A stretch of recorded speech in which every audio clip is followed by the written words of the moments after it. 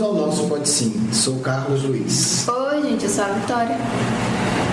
Mente e mãos ocupadas sobre a grande voz do silêncio é o lema central da vida dos essênios. E hoje a gente vai conversar um pouco sobre isso. Quer dizer, qual a visão do Espiritismo sobre o silêncio? Alguma pista, Vitória? Alguma pista? Eu acho que não tem que ter o excesso nem a falta disso. Não tem que ser um voto de silêncio por milhares de anos e nunca mais falar nada. Eu acho isso. Mas normalmente, no geral, a gente acaba achando que falar muito é bom. Inclusive nós espíritas, né? A gente acha que é ótimo essa coisa do estar sempre falando de uma maneira agitada. E a nossa sociedade como um todo, mais ainda, né? Quer dizer, não só falando, mas se comunicando direto, escrevendo, falando e isso e aquilo direto. Exatamente. Sem parar. Né? Pelo WhatsApp, pelo Facebook, sempre muito ocupado. Vamos ver agora o que é que o Livro dos Espíritos diz sobre o silêncio. É uma questão ainda não entendida pelo Espiritismo. Porque Kardec faz uma pergunta sobre o voto de silêncio e os Espíritos respondem duas, né? Tem duas respostas. Né? Vamos ver primeiro aqui. Pergunta de Kardec: quem pensar do voto de silêncio, né, prescrito, orientado por algumas seitas desde a mais alta antiguidade? Quer dizer, os essênios também não estão aqui, né? Os essênios valorizam o silêncio. E aí é preciso entender primeiro o seguinte: o que é voto de silêncio, né? O que é que os Espíritos respondem? Perguntai antes se a palavra é natural e por que Deus a deu. Deus condena o abuso e não o uso das faculdades por ele concedidas. Então, voto de silêncio é a pessoa nunca falar. Né? Você entra na seita e a partir daquele momento você está proibido de falar. Os Espíritos respondem com muito bom senso: ora, se Deus deu a fala ao ser humano, é para que ele use. Mas aí não é porque a gente tem que usar que a gente vai abusar, né? Porque o nosso grande problema não é o uso, é o abuso. E vai fazer uma observação essencial para a gente, inclusive, entender a vida dos essênios. Não obstante, continuando a leitura, o silêncio é útil, porque no silêncio te recolhes. Teu espírito se torna mais livre e pode então entrar em comunicação conosco. Então, olha a valorização do silêncio. Mas ele volta a repetir: mas o voto de silêncio é uma tolice. Sem dúvida, os que consideram essas privações voluntárias como atos de virtude têm boa intenção, mas se enganam por não compreenderem suficientemente as verdadeiras leis de Deus. E aí a gente vai ver o comentário de Kardec. O voto de silêncio absoluto, da mesma maneira que o voto de isolamento, priva o homem das relações sociais, que lhe podem fornecer as ocasiões de fazer o bem e de cumprir a lei de progresso. Então, quer dizer, tem várias questões em jogo, né? Sim, exatamente, porque o extremo do voto de silêncio absoluto é negativo, mas não cultivar o silêncio também é extremamente negativo. Na verdade, é difícil a gente saber qual é o pior. A pessoa que não quer falar de jeito nenhum não fala, ou a pessoa que fala sem parar. Porque muitas vezes, quando a gente tem essa dinâmica de falar sem parar, no final das contas a gente está fugindo da gente mesmo. No final das contas a gente não fala nada de interessante mesmo. Fala o tempo todo, mas não tem nada a dizer. Fala muito e não diz nada, exatamente, o que é muito comum. Então, o silêncio, o cultivo do silêncio, ou para ser melhor entendido, o cultivo dos momentos de silêncio é essencial para o desenvolvimento do espírito. Não por acaso os essênios tinham capacidade, entre outras coisas, de se comunicar telepaticamente. Graças a uma vida equilibrada, como eles dizem, sob a grande voz do silêncio, quer dizer, o cultivo do silêncio. A gente vai ver que o Marcos, no povoado assim, eles conversam, mas eles não conversam toda hora. E na maioria das vezes ele conversa sobre coisas essenciais, né? Sobre assuntos importantes. Exatamente. A grande questão é essa. Quer dizer, você aprende a usar a voz para comunicar coisas significativas. E há um outro elemento que é importante a gente entender, né? Que os essênios compreendiam, não está detalhado no livro, mas é algo, inclusive, que a psicologia hoje também, algumas áreas começam a compreender. A importância de você ter contato com você mesmo. Isso é essencial. E o silêncio é que vai proporcionar isso. Porque no silêncio você começa a conversar consigo mesmo. Exatamente. Às vezes a gente está tão viciado ao barulho, você chega em casa, a primeira coisa que faz, se não tem ninguém, é ligar a televisão. Liga a televisão. Quer dizer, você não quer ficar conversando com você. E quando a gente não conversa com a gente não se conhece. A gente não gosta, tipo assim, parece até que a gente não gosta da nossa própria companhia. A gente começa a não gostar da nossa companhia. Nossa. E tem um pouco de crueldade com a gente mesmo, nesse excesso de falar. É como se a gente não pudéssemos escutar. Se cuidar, né? Se você se imagina a sua relação com outra pessoa, uma pessoa que você nunca quer escutar, não é uma pessoa que você tem carinho por ela. Exato. Se você começa a tratar um amigo ou uma amiga sem dar atenção que a pessoa diz, sem dar atenção que a pessoa está vivendo, né? Não é amizade. Muitas vezes não, sempre, né? A gente sempre tem alguma dor, alguma coisa, a gente quer falar conosco mesmo sobre isso, mas não fala e fica lá guardada, aquela coisa vai remoendo, vai piorando. A gente não quer dar atenção, né? Exatamente. Então, os essênios já compreendiam isso. Então, grande parte do equilíbrio deles, quer dizer, eles estão sempre ativos, mas eles cultivam o silêncio. Né?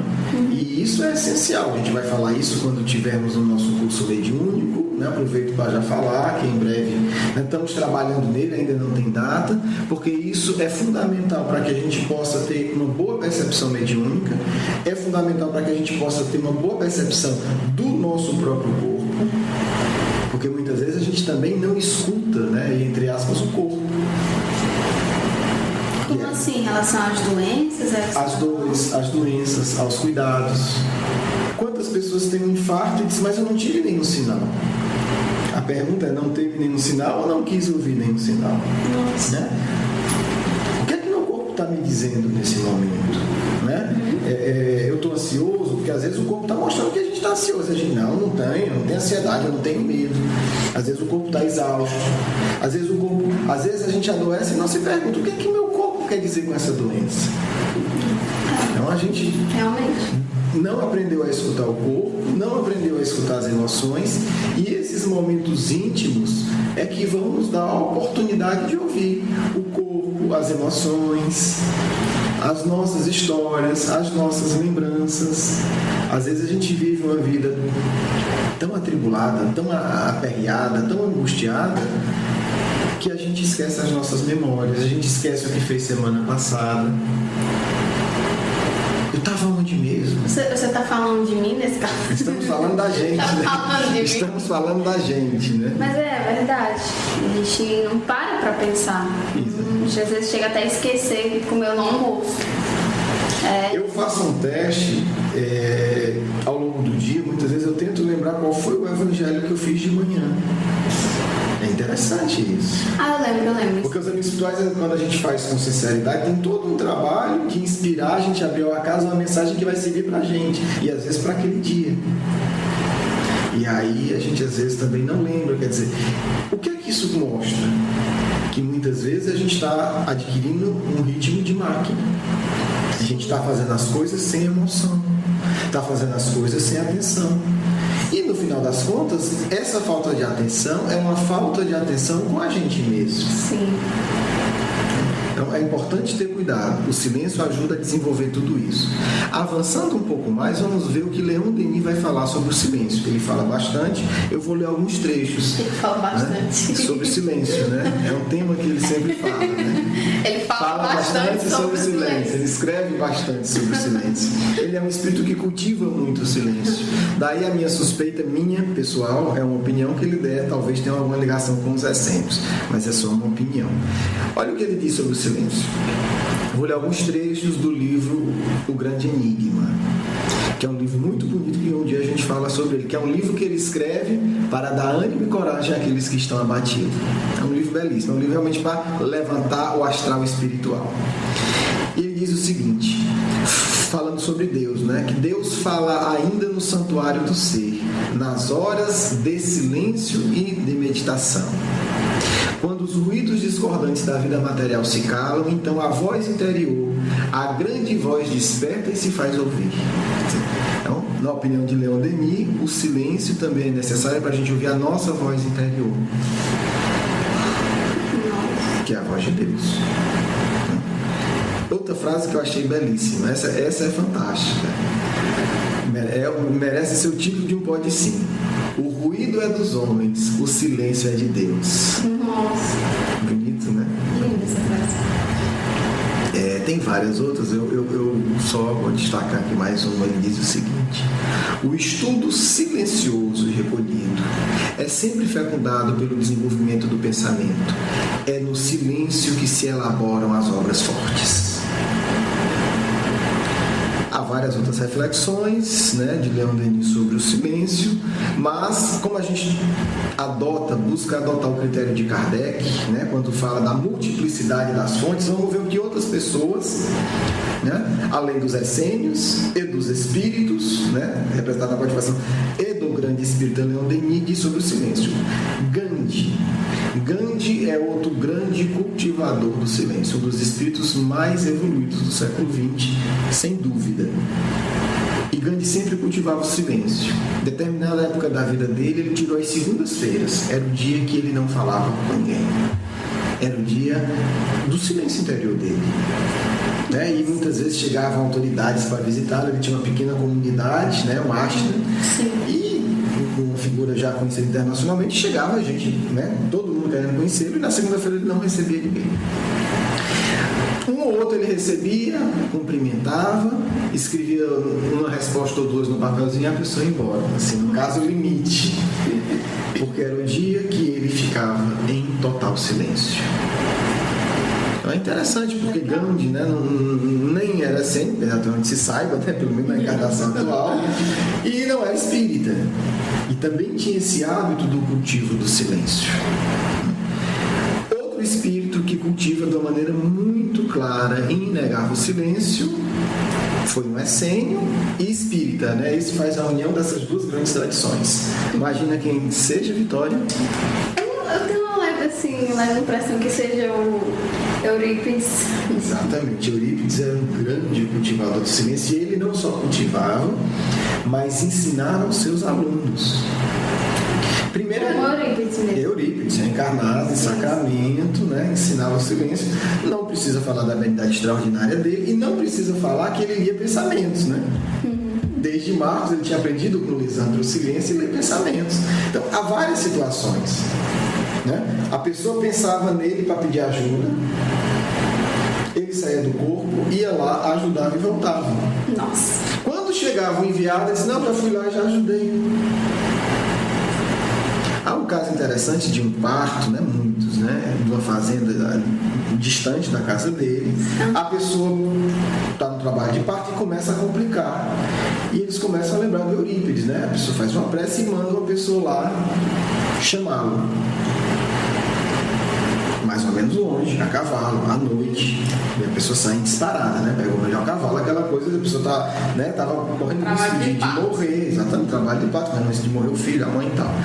Eurípides recebe o chamado telepático, graças ao seu cultivo do silêncio, sai do corpo, como o Lisandro já fazia, a gente já depois vai contar a história dos desdobramentos do Lisandro, né, num outro programa, vai lá, se materializa, faz o parto, volta, espera a pessoa chegar, ele diz: olha, já foi feito, tá tudo bem, a pessoa fica espantada, dá um frasco de medicamento fitoterápico que ele já fazia na época dos essênios, e a pessoa leva o remédio assustada e chega lá, vê que é verdade.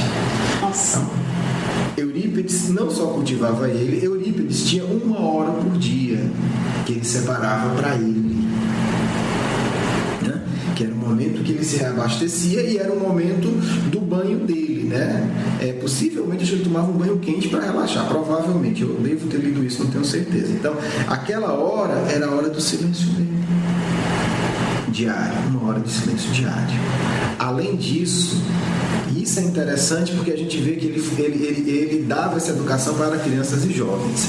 Às quartas-feiras, como sabemos, tinha o estudo da doutrina espírita no Colégio Allan Kardec. Não era obrigatório, ia quem queria. Foi instituído às quartas por sugestão de Maria de Nazaré. Tinha a leitura do Evangelho, tinha a prece, tinha um debate, e no final sempre vinham amigos espirituais darem as suas mensagens, né? Tem mensagem de Paulo de Tarso, tem mensagem do apóstolo Pedro, tem mensagem do Lutero, tem mensagem do Ian Hus, depois falaremos sobre esse personagem maravilhoso, que todos já conhecemos. Tinha mensagem de Maria de Nazaré, de Celina, um espírito ligado a Maria de Nazaré. E é interessante que esse estudo começava da seguinte forma. Antes da prece inicial, todos sentavam e faziam meia hora de silêncio. E aí a gente vê, né, a valorização, a importância de cultivarmos o silêncio diário, né? Acreditamos que isso deva ser uma prática das nossas atividades espíritas e uma prática nossa do dia a dia, para que a gente possa, através do silêncio, conseguir equilíbrio, paz, conseguir nos conhecer, nos dar atenção e, como coloca Leon Denis também, ouvir a nossa voz interior. Fica a nossa reflexão sobre o silêncio, fica a pergunta, né? Como é que você está em relação ao silêncio? Muitos de nós temem o silêncio, o que é um sinal de preocupação, porque somente, né, entrando no mundo do silêncio, digamos assim, a gente vai ouvir a grande voz de Deus, né? Como ensina Leon Denis, como ensinam os essênios e como ensina todas as grandes tradições espirituais. Não há nenhum grande espírito, nenhum espírito evoluído de qualquer tradição que vá desprezar o cultivo do silêncio. A gente podia falar de todos os grandes profetas que vão buscar o silêncio no deserto. Poderíamos falar de Paulo de Tarso, que após encontrar o Cristo se retira e fica 3 anos cultivando o silêncio e as reflexões no deserto. E podemos falar do próprio Cristo, né? Que cultivava o silêncio diário, falava, mas não falava excessivamente. Sim. E também tinha os seus longos momentos de profunda meditação no deserto, vendo o pôr do sol e sempre em contato com a natureza. Então, esse contato com a natureza, esse contato com a nossa natureza interior é absolutamente indispensável para que a gente conquiste a capacidade de ampliar nossa percepção e de ouvir a voz de Deus em nós, que também é a nossa consciência. Eu me despeço, desejo para vocês uma ótima semana. Vamos para a nossa segunda parte. Tchau, gente. Capítulo 14. Honrai a vosso pai e a vossa mãe. A ingratidão dos filhos e os laços de família. A ingratidão é um dos frutos mais diretos do egoísmo. Revolta sempre os corações honestos, mas a dos filhos para com os pais apresenta caráter ainda mais odioso. É, em particular, desse ponto de vista que a vamos considerar, para lhe analisar as causas e os efeitos. Também nesse caso, como em todos os outros, o Espiritismo projeta luz sobre um dos grandes problemas do coração humano. Amado Pai, rogamos a Tua misericórdia, a Tua ajuda. Rogamos a presença dos nossos amigos espirituais, para que possamos seguir nesse caminho tão difícil que é a vida. O silêncio, meus amigos e amigas, é a grande porta de entrada para o verdadeiro saber. O silêncio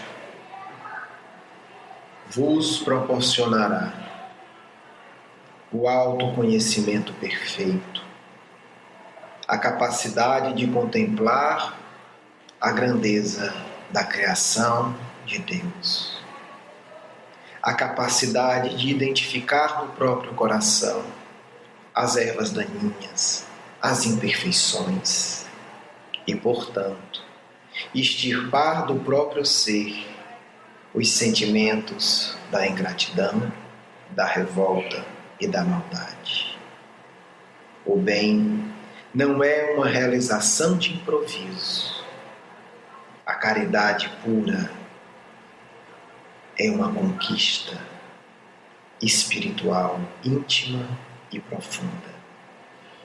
Não pensem, caros amigos, que uma ação externa, confusa e caótica, é a meta evolutiva. Ter paz em si, manter a lucidez em meio à tempestade, cultivar o poder do consolo mesmo entre uma guerra, é a meta de quem quer verdadeiramente servir em nome de Jesus de Nazaré. Aprender a cultivar a serenidade, a compreensão e a fraternidade é a tarefa de cada dia para todos os que desejam alcançar a autoiluminação. Somente serve quem sabe perdoar. Somente perdoa quem sabe perdoar-se. Somente perdoa-se quem se conhece. E só é possível se conhecer no ambiente do silêncio. É preciso aprender a ouvir as vozes interiores. É preciso aprender a escutar o murmúrio de Deus, discreto e poderoso, no próprio íntimo. É preciso saber dialogar consigo mesmo, convencendo-se ao caminho da autoevolução, da autossublimação, do autoaperfeiçoamento. Amigos e irmãos, apenas a paz consegue ser verdadeiramente operosa em um mundo tão caótico. Apenas a serenidade profunda poderá afrontar os desafios de uma sociedade que se torna um verdadeiro turbilhão de desequilíbrios emocionais. Somente um amor tranquilo é capaz de atuar favoravelmente às coletividades dementadas pelo prazer e pelo ódio. Filhos do coração, saibai a cada dia cultivar a vossa paz interior. Aprendai a cada momento a sintonizar com a fonte da vida que existe no centro de vosso ser. Aprendai a renunciar discretamente a absolutamente tudo que possa tumultuar as vossas emoções verdadeiras. Paz foi o desejo do Mestre ao nos encontrar. Paz é o que precisa o coração atormentado no mundo. Paz é o que deveis cultivar em vosso ser, para que, na hora adequada, possais ser servidores úteis ao grande Senhor do mundo, quando Ele vos ordenar a distribuição do amor e da paz a todos os sedentos de luz. Desejo a todos o início de uma prática verdadeira e continuada do cultivo, do silêncio interior, para que possamos, apesar das distâncias que caracterizam vocês e nós, nos comunicarmos constantemente. Que o Cristo seja em vocês o símbolo da paz eterna